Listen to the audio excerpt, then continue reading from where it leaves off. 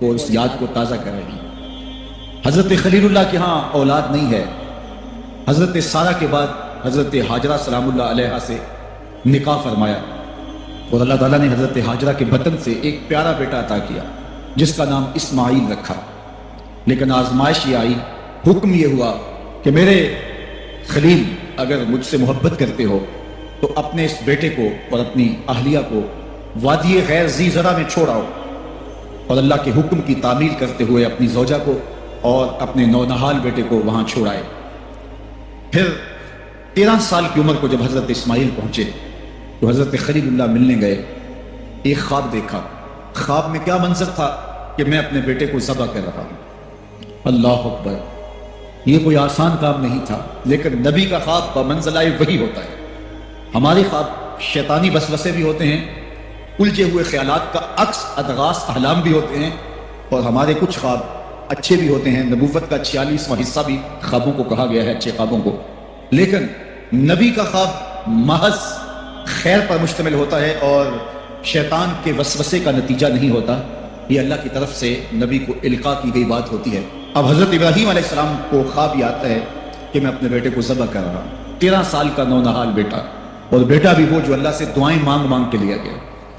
حکم ہے کہ اس بیٹے کو میری رضا کے لیے ذبح کر دو. اللہ اکبر! حضرت خلیل اللہ اٹھے، بیدار ہوئے اور اس خواب کی تکمیل کے لیے آمادہ ہو گئے. اپنی زوجہ سے کہا، زوجہ محترمہ حضرت ہاجرہ سلام اللہ علیہ سے کہا کہ بیٹے کو تیار کر دو، دوست کی دعوت پہ لے جانا ہے. خلیل عربی میں دوست کہتے ہیں، اور اللہ نے حضرت ابراہیم کو خلیل اللہ اپنا دوست قرار دیا تھا. تو کہا دوست کے بلاوے پہ جانا ہے، دوست کی دعوت پہ جانا ہے، تو بیٹے کو تیار کر دو. حضرت ہاجرہ شہزادے کو تیار کر دیتی ہیں، مانگ سجاتی ہیں، تیل لگاتی ہیں، خوبصورت کپڑے پہناتی ہیں. بیٹا تیار ہوتا ہے اور باپ اپنے بیٹے کو لے کر کے منا کی وادی کی جانب بڑھتا ہے. شیطان سمجھا کہ یہ موقع کتنا نازک ہے، اور اگر یہ قربانی ہو گئی تو قیامت تک آنے والے لوگوں کے لیے یہ نمونہ ہوگی. اتنا بڑا ایثار. تو حضرت ابراہیم کے پاس پہنچا اور کہا، اے خلیل، اے ابراہیم، اللہ کو راضی کرنے کے اور تھوڑے موقع ہیں اور تھوڑے ذریعے ہیں، ضرور بیٹے کو ہی ذبح کر کے اللہ راضی ہوتا ہے. تو حضرت خلیل اللہ نے کنکر اٹھا کے اس کو مارتے ہوئے کہا، بھاگ جا یہاں سے، میری گود میں ایک اسماعیل ہے، اگر 1000 اسماعیل بھی ہوتے رب کے حکم پہ قربان کر. حضرت اسماعیل کے پاس آیا، تمہارا باپ تمہیں کہاں لے کے جا رہا ہے؟ کہا دوست کی دعوت پہ. ان کے دوست نے بلایا ہے، اس دعوت پہ ہم جا رہے ہیں. کہا نہیں نہیں، تمہیں ذبح کرنا چاہ رہا ہے اور اس کو اللہ کا حکم سمجھ رہا ہے. تو آپ نے بھی پتھر اٹھا کے مارا، کہا ہٹ جا میرے راستے سے، اسماعیل کے بدن میں ایک جان ہے، لو لو میں بھی جان ہوتی، رب کے حکم پہ قربان کر. ماں کی ممتا بڑی کمزور ہوتی ہے، اولاد کے لیے اس کے جذبات بڑے حساس ہوتے ہیں. تو سیدہ ہاجرہ کے پاس آ پہنچا. کہا ہاجرہ، شہزادہ کدھر ہے؟ کہا کہ باپ بیٹے کو لے کر کے دوست کی دعوت پہ گیا ہے. کہا کہ وہ تو ذبح کرنے لے جا رہا ہے. کہا کوئی سوچ کے بات کر، وہ بیٹے کو ذبح کرے گا جس کو اللہ سے مانگ مانگ کے لیا، بڑھاپے کا سہارا، عصائے پیری، راتوں کے رت جگے سسکیاں، آہیں اور دعائیں اور التجائیں اور تمنائیں اللہ کے حضور کر کر کے رب سے مانگ مانگ کے بیٹا لیا، اور اس کو اپنے ہاتھوں سے ذبح کر دے گا. بیٹا تو نالائق بھی ہو تو کوئی باپ اسے ذبح نہیں کرتا. یہ بیٹا، اس کی آنکھوں میں تو نور اور چمک اور روشنی نبوت کی نظر آ رہی ہے، بھلا باپ کیسے ذبح کرے گا؟ تو کہا وہ اسے اللہ کا حکم سمجھ رہا ہے. کہا اچھا؟ کہا ہاں. حضرت ہاجرہ نے کہا ظالم، تو کہیں شیطان تو نہیں ہے؟ میری گود میں آج ایک اسماعیل ہے، اگر رب کا حکم ہے تو 1000 اسماعیل بھی ہوتا تو قربان کرتا. ماں کی ممتا پہ قربان جائیے، بیٹے کی وفاداری پہ قربان جائیے، اور باپ کی اللہ کے حکم کی تعمیل اور ایثار کے جذبوں پہ قربان جائیے. جب وادی منا میں پہنچے تو حضرت اسماعیل علیہ السلام کو حضرت خلیل اللہ نے کہا، یا بنیا، اے میرے بیٹے. کتنا دل آویز لہجہ ہے، کتنا پیار ٹپک رہا ہے. اے میرے بیٹے، میں نے خواب دیکھا ہے. خواب کیا دیکھا ہے؟ کہ میں یہ خواب دیکھ رہا ہوں کہ میں تجھے ذبح کر رہا ہوں. فانظر ماذا ترى، اب تو بتا تیری رائے کیا. باپ بیٹے سے کہے کہ میں تمہیں ذبح کر رہا ہوں تو بیٹے کا انداز کیا ہوگا؟ آج تو باپ کسی بیٹے کو زیادہ محبت سے نواز دے تو دوسرے بیٹے شکایت کو نہ ہو جاتے ہیں کہ ہمارا باپ ظالم ہو گیا ہے. کسی وجہ سے کسی کو ترجیح دے دے، اپنے مال میں سے کسی کو کچھ زیادہ دے دے، اور وہ اس کا اختیاری مال ہو، لیکن اس کے باوجود بھی وہ اپنے چچاؤں کو، عزیزوں کو، رشتہ داروں کو کہتے ہیں جناب ہمارا باپ منصف نہیں رہا، ہمارا باپ زیادتی کر رہا ہے۔ یار یہاں باپ بیٹے کو کہہ رہا ہے کہ بیٹا میں تجھے ذبح کر رہا ہوں، بیٹے کے تیور نہیں بدلتے۔ یہ فیضان نظر تھا یا کہ مکتب کی کرامت تھی؟ سکھائے کس نے اسماعیل کو آداب فرض؟ باپ نے کہا بیٹا میں تجھے ذبح کر رہا ہوں۔ بیٹے کا دل آویز جواب سنیے۔ بیٹا سر جھکا دیتا، امتثال امر تھا، حکم کی تعمیل تھی۔ بیٹا کہتا جی جیسے آپ کی مرضی، یہ بھی امتثال امر تھا۔ بیٹا خاموشی سے جھک جاتا، یہ بھی امتثال امر تھا۔ گردن رکھ دیتا، یہ امتثال امر تھا۔ بیٹا کہتا جی جیسے آپ چاہیں، امتثال امر تھا۔ لیکن بیٹے نے جو جواب دیا قیامت تک اس کو بھی سنہری حروف سے لکھا جائے گا۔ باپ نے کہا بیٹا میں تجھ کو ذبح کرنا چاہ رہا ہوں۔ جواب کیا آیا؟ یا آباتے، اے میرے ابو۔ ذرا دیکھیے باپ کا یہ کہنا کہ میں تمہیں ذبح کر رہا ہوں، اس کے جواب میں تیور نہیں بدلتے، چہرے پر جلال اور غصہ اور عجیب سی کیفیت پیدا نہیں ہوتی کہ میرے باپ آپ کیا بول رہے ہیں۔ لیکن جب باپ بولا بیٹا میں تجھ کو ذبح کرنا چاہ رہا ہوں تو فرما بردار بیٹا کیا بولتا؟ یا آباتے، اے میرے باپ۔ اللہ اکبر، تم تو ذبح کرنا چاہتے ہو۔ یا ابا تفعل ما تؤمر، ابو ذبح کیا ہے، جو کرنا ہے کیجئے۔ یہ نہیں کہا کہ ذبح کرنا چاہتے ہیں ہاں ذبح کر لیجیے، ذبح کا جواب ذبح سے دینا یہ مکمل فرما برداری تھی۔ باپ کہتا یا ابا یا بنیا، اے میرے بیٹے میں نے خواب دیکھا میں تجھے ذبح کر رہا ہوں۔ تو بیٹا کہتا ہاں مجھے ذبح کر لیجیے۔ یا ابا تذبح، ہاں مجھے ذبح کر لیجیے۔ لیکن بیٹا یہ نہیں کہتا کہ ذبح کر لیجیے، ذبح کا جواب ذبح میں نہیں کہا بلکہ جواب 2 قدم آگے بڑھ کے دیا۔ یا ابا تفعل ما تؤمر، ما میں عموم ہے، ابو ذبح کیا جو بھی کرنا ہے کیجیے۔ رہی بات میری، گردن پہ چھری چلے گی، بدن تو تڑپے گا، لیکن ستاجدونی انشاءاللہ من الصابرین، میرے رب نے چاہا تو صبر کر کے دیکھوں گا۔ اگر رب کے حکم کی تعمیل میں نونہال بیٹے کی گردن پہ چھری رکھنے کا عزم اور ایصال کی یہ کہانی آپ رقم کرنے جا رہے ہیں تو آپ میرا منظر بھی دیکھیں گے کہ میں تڑپوں گا بھی نہیں۔ یا ابا تفعل ما تؤمر ستجدنی انشاءاللہ من الصابرین، آپ دیکھیں گے میں صبر کر کے دیکھوں گا۔ فلما اسلم وتلہ للجبین، قرآن بتاتا ہے جب دونوں راضی ہو گئے، کس بات پہ راضی ہو گئے؟ فلاں نمبر کی گاڑی خرید لیں، فلاں بنگلہ خرید لیں، فلاں فیکٹری خرید لیں۔ باپ اور بیٹے نے یہ طے کیا نہیں، باپ ذبح کرنے پہ راضی ہو گیا اور بیٹا ذبح ہونے پہ راضی ہو گیا۔ فلما اسلم، ایک تو ہمارا اسلام ہے، یہاں دیکھو ان کا اسلام، الاسلام گردن نہادن، اسلام کا معنی یہ ہے گردن رکھ دینا، اپنی مرضی چھوڑ دینا۔ فلما اسلم، جب دونوں نے گردنیں رکھ دی، دونوں نے جو ہے وہ یہ طے کر لیا، باپ نے ذبح کرنے کا طے کر لیا، بیٹا نے ذبح ہونے کا طے کر لیا۔ وتلہ للجبین، اور باپ نے بیٹے کو پیشانی کے بل لٹایا۔ اس پر 2 قول ہیں، تلہ للجبین، پیشانی کے بل یوں لٹایا کہ الٹا لٹایا تاکہ پیچھے سے ذبح کرے، بیٹے کا من منہ نہ چہرہ سامنے نہ ہو، ذبح کرنے میں رکاوٹ نہ بن جائے۔ کوئی بیٹا معمولی تو نہیں، اس کی پیشانی میں نبوت کے اجالے چمک رہے، تو بیٹے کو لٹا دیا اور الٹا لٹایا، تلہ للجبین، پیشانی کے بل لٹایا۔ لیکن مفسرین کی ایک جماعت نے کہا نہیں، الٹا نہیں لٹایا۔ تلہ للجبین کا معنی کیا ہوا؟ جس طرح ہم آپ جانور کو ذبح کرتے ہیں تو اس کی گردن کو خم دے کے پیچھے زمین پہ لگا دیتے ہیں تاکہ اس کی رگیں تن جائیں اور گردن کھل جائے اور چھری پھیرنے میں آسانی ہو اور جلدی سے جو ہے وہ رگیں کٹ جائیں۔ کہا کہ بیٹے کی ریشم جیسی نازک گردن کو موڑ کے پتھر پر پیشانی کو لگایا۔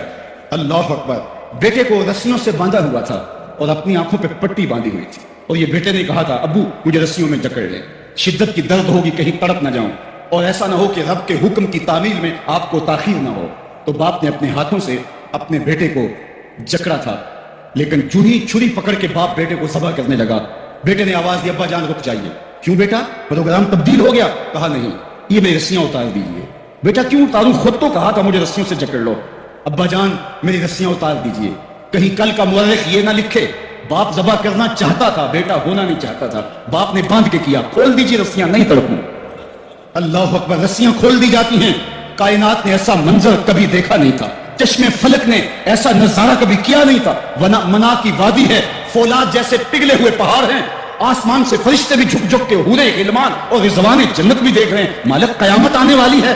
کہا فرشتوں تم نے کہا تھا انسان کو خلیفہ بنایا جا رہا ہے، یہ تو لڑائی کریں گے، سجدے تو ہم کریں گے، ذرا میرے بندے کی انوکھی ادا کو بھی تو دیکھ۔ لاؤ سارے سجدے، اپنے قیام لاؤ، اپنے رکوع اور اپنے سجود لاؤ اور میرے بندے کے جذبہ ایثار کے مقابلے میں رکھو۔ اللہ اکبر، حضرت خلیل اپنے نونہال بیٹے کو فلما اسلم وتلہ للجبین، قرآن نے منظر نگاری کی ہے کہ جب باپ بیٹا راضی ہو گئے، باپ ذبح کرنے پہ راضی ہو گیا. منا کی وادی ہے, کوئی تیسرا شخص نہیں ہے, پگھلے ہوئے پہاڑ ہیں, آسمان کا منظر ہے, ہاتھوں میں چھری پکڑی ہے, زمین تھررانے لگی, عرش کانپنے لگا, وادی پہ راشا تاری ہے, سورج سے یہ منظر نہیں دیکھا جا رہا, کارکنان قضاء و قدر کی چیخیں نکل رہی ہیں, مالک یہ کیا ہونے جا رہا ہے. کہا ذرا میرے بندے کی ادا تو دیکھو. پھر ہاتھوں میں چھری پکڑ کے آنکھوں پہ پٹی بندھی ہے اور نونہال لیٹا ہے, اور پیشانی موڑ کر کے, گردن موڑ کر کے پیشانی زمین پہ لگائی, اور تنی ہوئی رگوں پر حضرت خلیل اللہ نے جب چھری پکڑ کے چھری کو پوری ہمت کے ساتھ بیٹے کو ذبح کرنے کے لیے جنبش دی. چھری تو جنبش کرتی ہے لیکن ایک بال بھی نہیں کٹتا. چھری کو زمین پہ مارا, زمین میں دھنس جاتی ہے. لما تقطعی یا سکین, چھری کاٹتی کیوں نہیں, تیرا کام تو کاٹنا تھا. آواز آئی الخلیل یامرنی والجلیل ینہانی. خلیل کاٹنے کا کہتا ہے, رب جلیل کہتا ہے خبردار ایک بال بھی کاٹا. کہا چھری تیرا کام تو کاٹنا تھا. حضرت آگ کا کام بھی تو جلانا تھا. جس نے آگ کو جلانے سے روکا تھا, آج اسی کا حکم میرے نام بھی ہے کہ ایک بال بھی نہیں کاٹنا. اس سے راستہ اختیار کیا جا سکتا تھا نکلنے کا. میں نے تو چھری چلائی, اب کیا کروں, چھری نے کام نہیں کیا. شکر ہوا بیٹا بچ گیا, لیکن نہیں. خلیل سمجھے شاید کوئی دل میں نرمی پیدا ہوئی تو رب نے چھری کو روک دیا. چھری کو پھر پتھر پہ رگڑا, تیز کیا, اور چھری کی نوک کو نازک گلے پہ رکھ کے پورا وزن ڈال دیا. گلا کٹ گیا, خون بہنے لگا. حضرت خلیل خوش ہو گئے, کتنا مشکل کام تھا, بیٹے کو ذبح کرنا, میں کر دیا. جلدی سے آنکھوں سے پٹی کھولی تو کہا, دیکھا کیا کہ منظر بدلا ہوا تھا. بیٹا سمجھ کے جس سے ذبح کیا تھا وہ بیٹا نہیں تھا, وہ دمبا تھا. اور حضرت اسماعیل پاس کھڑے مسکرا رہے تھے. بے ساختہ زبان سے نکلا اللہ اکبر. تو حضرت اسماعیل بولے لا الہ الا اللہ واللہ اکبر. پاس کھڑے جبریل جو دمبا لے کے آئے تھے بولے اللہ اکبر وللہ الحمد. ادھر سے آواز آئی وَنَادَيْنَاهُ أَن يَا إِبْرَاهِيمُ قَدْ صَدَّقْتَ الرُّؤْيَا إِنَّا كَذَلِكَ نَجْزِي الْمُحْسِنِينَ. ادھر سے آواز آئی جس سے پہاڑ کی وادی گونجنے لگی, اے ابراہیم تو نے واقعی خواب پورا کر دکھایا. وَنَادَيْنَاهُ, سب مترجمین نے اس کا ترجمہ یہ کیا ہے, واو حالیہ ہے, یہ طلباء جانتے ہیں. اس حال میں ہم نے ندا دی. حال کیا تھا کہ دمبا ذبح پڑا ہوا تھا, حضرت اسماعیل مسکرا رہے تھے, جبریل پاس کھڑے تھے. جبریل کا پاس کھڑا ہونا اس بات کی دلیل تھی کہ یہ دمبا وہ لے کے آئے, اور ان کا مسکرانا یہ ساری کہانی بتا رہا تھا. تو حضرت ابراہیم علیہ السلام نے جب یہ منظر دیکھا تو یقین تو ہو گیا کہ یہ رب کی طرف سے انتظام ہے, جبریل لے کے دمبا کھڑے ہیں. تو یہ یقین تو تھا, لیکن مزید تیقن پیدا کرنے کے لیے اللہ کی وحی اترنے لگی اور حضرت خلیل کا دل باغ باغ ہو گیا. وَنَادَيْنَاهُ, اس حال میں جب دمبا ذبح پڑا تھا, اسماعیل خوش کن مسکرا رہے تھے, خوبصورت ہنسی ہنس رہے تھے, مسکرا رہے تھے, اور حضرت جبریل بھی مسکرا رہے تھے. تو اس حال میں ہم نے ندا دی. ابراہیم تو نے واقعی خواب پورا کر دکھایا. سب نے یہ ترجمہ کیا, اس حال میں ہم نے ندا دی, کیونکہ واو حالیہ ہے. لیکن ٹھنڈ نہیں پڑتی تھی. ٹھنڈ تب پڑی جب کنز الایمان کھولا. تو میرے امام نے اس کا جو ترجمہ کیا, آپ اشش کر اٹھیں گے. سب نے کہا اس حال میں ہم ندا دی کہ اے ابراہیم تو نے واقعی خواب پورا کر دکھایا. لیکن اعلیٰ حضرت جس نے جنہوں نے قرآن کا ترجمہ ہی نہیں کیا, قرآن کی ترجمانی بھی کی ہے, انہوں نے اس کا ترجمہ کیا وَنَادَيْنَاهُ أَن يَا إِبْرَاهِيمُ. اے مخاطب اس موقع کا حال نہ پوچھ جب ہم نے ندا دی. پھر کیا عالم ہوا کہ جب ہم نے آواز دی, یقین تو پہلے ہی پیدا ہو چکا تھا, لیکن جب وادی وحی کے اجالوں سے چمکنے لگی اور ہر سمت وحی کا نور پھیل گیا, پھر کیا حال ہوا حضرت خلیل کا. اے مخاطب پھر اس موقع کا حال نہ پوچھ جب ہم نے ندا دی. اے ابراہیم تم نے واقعی خواب پورا کر دکھایا. اِنَّا كَذَلِكَ نَجْزِي الْمُحْسِنِينَ, ہم نیکوکاروں کو یوں ہی جزا دیتے. ہم آپ کا بیٹا تو نہیں لینا تھا, بس ابراہیم تیرا امتحان پورا ہو گیا, تو نے امتحان میں 100 نمبر لے لیے, سرخرو ہو گیا, کامیاب ہو گیا. یہ تماشائے لبے بام تو نہیں تھا, یہ کوئی آسان کام تو نہیں تھا. اللہ اکبر. فرمایا ہم نے اس کو پچھلوں کے لیے سنت کے طور پہ باقی رکھا.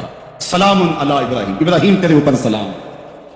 آج اسی منسک پہ, اسی قربان گاہ پہ 40 لاکھ حجاج کرام قربانیاں پیش کرتے ہیں. کوئی 2 قربانیاں, کوئی 5 قربانیاں, بعض 100 اونٹ پیش کر رہے ہوتے ہیں. اللہ اکبر. صدیاں گزر گئی. یہ تو صرف منا کی قربان گاہ ہے. پوری دنیا پہ پھیلے ہوئے مسلمان اس دن جانور ذبح کر رہے ہوتے ہیں. عید کے دن قریب آتے ہیں تو میں گزرتا ہوں سڑکوں, بازاروں اور گلیوں سے, ہر سمت لوگ موٹے تازے جانور لیے گھوم رہے ہوتے ہیں, اور سڑکوں کے اوپر جانوروں کے جو ہیں وہ ٹھٹ کے ٹھٹ لگے ہوئے ہوتے ہیں. تو میری زبان سے بے ساختہ یہی جملے نکلتے ہیں, سلام علی ابراہیم. لیکن جناب ابراہیم کہتے ہیں کہ ان تماثیل کے آگے تم آسن مارے بیٹھے ہو جو اپنا دفاع بھی نہیں کر سکتے اور اپنی ضرورت کی تکمیل بھی نہیں کر سکتے, تمہاری ضرورتوں کو کیسے پورا کریں گے؟ تو یہ میرے رب نہیں ہو سکتے.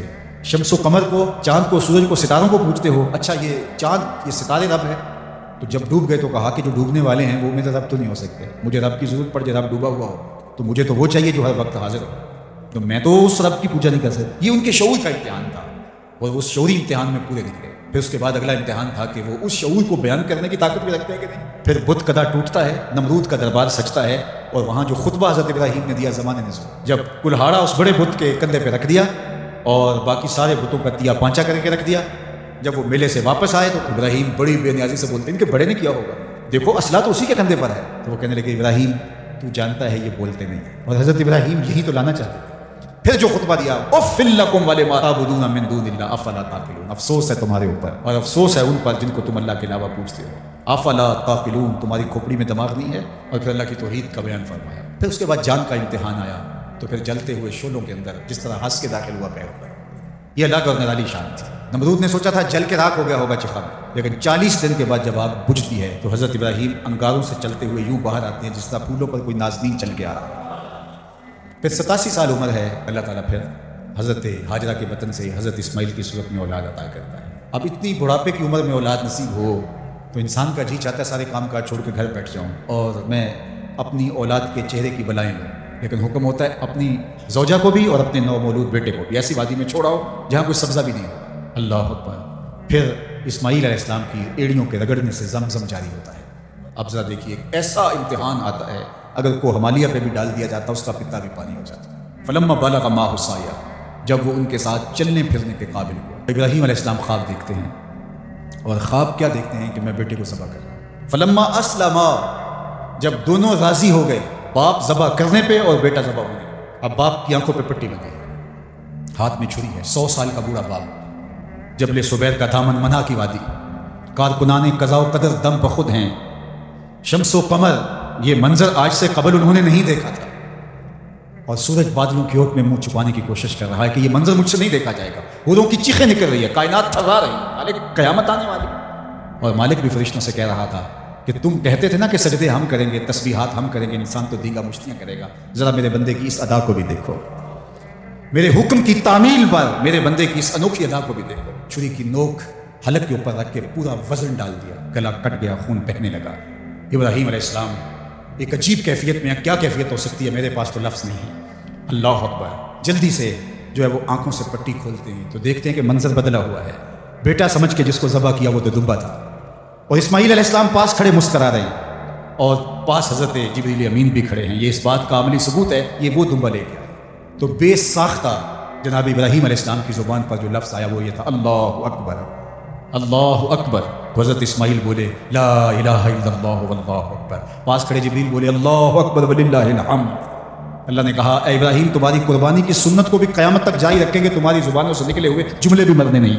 وَنَادَيْنَاهُ يَا إِبْرَاهِيمُ قَدْ صَدَّقْتَ الرُّؤْيَا إِنَّا كَذَلِكَ نَجْزِي الْمُحْسِنِينَ. اس حال میں ہم نے ندا دی ابراہیم تو نے واقعی خواب پورا کر دیا. ان هذا لهو البلاء المبین. اللہ فرماتا ہے یہ بہت بڑا امتحان تھا، یہ چھوٹا امتحان نہیں تھا.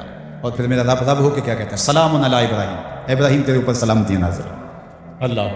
پرسوں بھی میں کسی منڈی کے قریب سے گزرا، کہتے ہیں اس علاقے کی سب سے بڑی منڈی، تو ہزاروں جانور ہجوم محبت، اور سڑکوں پر گلیوں میں بازاروں میں کوئی یہاں گائے لے کے جا رہا ہے، کوئی بیل کو اونٹ اٹھا کے لے کے جا رہا ہے. تو بے ساختہ میری زبان سے یہی نکلتا ہے سلام علی ابراہیم، ابراہیم تیرے اوپر سلامتیاں نازل. اللہ اکبر. اور اس قربان گاہ پر، جس قربان گاہ پر حضرت اسماعیل کو لے کر کے چلے تھے منا کی وادی میں جبل صبیر کے پاس، وہاں 25 لاکھ حجاج جانور ذبح کریں گے. تو منا کی وادی اس گونج سے منور ہوگی، آواز آ رہی ہوگی سلام علی ابراہیم، ابراہیم تیرے اوپر سلامتی. ابراہیم علیہ السلام نے چھوٹا کام نہیں کیا، بہت بڑا کام کیا، لیکن میرے رب نے بھی پھر جو اعزاز دیا، جو تکریم دیا. عرض کی گئی یا رسول اللہ یہ قربانیاں کیا ہیں؟ فرمایا تمہارے باپ ابراہیم کی سنت ہے. قیامت تک وہ نقشہ ہماری آنکھوں کے سامنے رہے گا اور لوگ اپنے قیمتی متاع کو اس طرح قربان کرتے رہیں گے. ہمارے ایک بزرگ فرمایا کرتے تھے کہ ہر بندے کا کوئی نہ کوئی اسماعیل ہوتا ہے، جب تک وہ اپنے اسماعیل کی گردن پر چھری نہیں رکھتا رب کا قرب نصیب نہیں ہوتا. تو اپنی عزیز ترین متاع اللہ کی راہ میں قربان کرنے کا موقع آ جائے، وہ جان ہو، وہ اولاد ہو، وہ مال ہو، وہ منصب ہو، جب حالات تقاضا کریں اور آپ کو لگے کہ میرے مالک کا مجھ سے یہ تقاضا ہے، تو راہ خدا کے اندر قربان کرنے کا جب یہ جذبہ اس لیول تک پہنچ جائے تو پھر آپ اس نور سے مالا مال ہوتے ہیں، اس فیض سے فیض یاب ہوتے ہیں. ہمارے لیے یہ واقعات اس لیے رکھے، ہم تو چھوٹے چھوٹے امتحانوں سے ڈر جاتے ہیں، ہمیں بڑے امتحان بھی دینے پڑے تو ہمارے بڑوں کی سیرت یہ ہے کہ ہم کشادہ دلی کے ساتھ، خوش دلی کے ساتھ ان امتحانوں سے گزریں، پھر ہمارے رب کی رحمتیں اور کرم نوازیاں ہمارے شامل حال ہوں گی.